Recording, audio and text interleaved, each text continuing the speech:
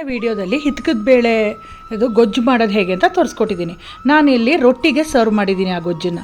ಇವಾಗ ರೊಟ್ಟಿ ಮಾಡೋದು ಹೇಗೆ ಅಂತ ನೋಡ್ಕೊಳ್ಳೋಣ. ಹಿತ್ಕದ ಬೇಳೆನೇ ಹಾಕಿ ಮಾಡೋಂಥದ್ದು ಭಾಳ ಟೇಸ್ಟಾಗಿರುತ್ತೆ. ಯಾರಿಗೆ ತಾನು ಅವರೆಕಾಯಿ ಅಂದರೆ ಇಷ್ಟ ಇಲ್ಲ ಹೇಳಿ. ಒನ್ಸ್ ಇನ್ ಎ ವೈಲ್, ಅದು ಸೀಸನಲ್ಲಿ ಬೇರೆ ಬಂದಾಗ ಮಾಡ್ಕೋಬೇಕು. ನಾನೊಂದು ಬೇಸನಲ್ಲಿ 1 ಕಪ್ಪಷ್ಟು ಹಿತ್ಕದ ಬೇಳೆ ಅವರೆಕಾಳನ್ನ ಚೆನ್ನಾಗಿ ಬೇಯಿಸ್ಬಿಟ್ಟು ಸೇರಿಸ್ಕೊಂಡಿದ್ದೀನಿ.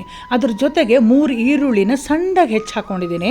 ಖಾರಕ್ಕೆ ಹಸಿಮೆಣಸಿನ್ಕಾಯಿ, ಸಣ್ಣದಾಗಿ ಹೆಚ್ಚಂಥ ಕೊತ್ತಂಬರಿ ಸೊಪ್ಪು, ಶುಂಠಿ 1 ಇಂಚು, ಕರ್ಬೇವಿನ ಸೊಪ್ಪು, ಫ್ರೆಶ್ಶಾಗಿ ತುರಿದಂಥ ತೆಂಗಿನ ತುರಿ ಎಲ್ಲ ಸೇರಿಸ್ಬಿಟ್ಟು ಮಿಕ್ಸ್ ಮಾಡಿ ಇಟ್ಕೊಂಡಿದ್ದೀನಿ. ಯಾಕೆ ಈ ಥರ ಮಿಕ್ಸ್ ಮಾಡ್ತಿದ್ದೀನಿ ಅಂದರೆ ಆ ಈರುಳ್ಳಿ ನೀರು ಬಿಟ್ಕೋಬೇಕು. ಮತ್ತು ಅವರೇ ಬೇಳೆದು ಸ್ವಲ್ಪ ಟೆಂಜು ಇರುತ್ತೆ, ಆ ಘಮ ಅದೂ ಈರುಳ್ಳಿ ಎಲ್ಲ ಬಿಟ್ಕೊಂಡ್ರೆ ಹಿಟ್ಟಿಗೆ ತುಂಬ ಚೆನ್ನಾಗಿ ಸೇರ್ಕೊಳ್ಳುತ್ತೆ, ತುಂಬ ರುಚಿಯಾಗೂ ಬರುತ್ತೆ.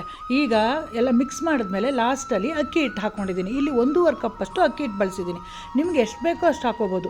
ರುಚಿಗೆ ತಕ್ಕಷ್ಟು ಉಪ್ಪು ಹಾಕಿ, ಎಳ್ಳು ಅಥವಾ ಜೀರಿಗೆ ಎರಡರಲ್ಲಿ ಒಂದು ಸೇರಿಸ್ಕೋಬೋದು, ಇಲ್ಲ ಎರಡೂ ನೀವು ಸೇರಿಸ್ಕೋಬೋದು. 1 ಟೀ ಸ್ಪೂನ್ ಇಂಗು ಎಲ್ಲ ಹಾಕಿ ನೀರು ಸ್ವಲ್ಪನೇ ಹಾಕ್ಕೊಳ್ತಾ, ಗೊತ್ತಲ್ವ, ರೊಟ್ಟಿ ಹಿಟ್ಟು ಮುದ್ದೆ ಥರ ಕಲಿಸ್ಕೋಬೇಕು.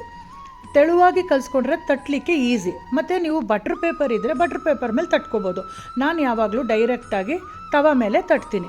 ಯಾಕಂದರೆ 2 ತವ ಇಟ್ಕೊಂಡಿದ್ದೀನಿ, ಒಂದಾದಮೇಲೆ ಒಂದು ಬೇಗ ಆಗುತ್ತೆ ನನಗೆ. ಇದು ಹಿತ್ತಾಳೆ ತವ, ಇದು ತುಂಬಾ ಬೇಗನೆ ಆಗುತ್ತೆ. ಮತ್ತು ಹಿತ್ತಾಳೆ ಬಂದು ಆಲ್ಮೋಸ್ಟ್ ನಾನ್ ಸ್ಟಿಕ್ ಥರ ಆ್ಯಕ್ಟ್ ಆಗುತ್ತೆ, ತುಂಬ ಹೆಲ್ತು ಕೂಡ ಒಳ್ಳೆಯದು. ಹಾಗಾಗಿ ನಾನು ಹಿತ್ತಾಳೆ ತವ ಒಂದು ಇಟ್ಕೊಂಡಿದ್ದೀನಿ, ಕಬ್ಬಿಣದ್ದು ಒಂದು ಇಟ್ಕೊಂಡಿದ್ದೀನಿ.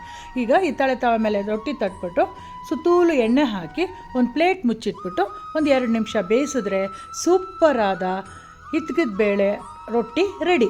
ನೆನ್ನೆ ನೋಡ್ದಂಗೆ ಗೊಜ್ಜು ಹಾಕಿದ್ದೀನಿ. ನೀವು ಯಾವುದಕ್ಕಾದ್ರೂ ನೆಂಚ್ಕೊಂಡು ತಿನ್ಬೋದು. ಖಂಡಿತ ಟ್ರೈ ಮಾಡಿ ಫ್ರೆಂಡ್ಸ್.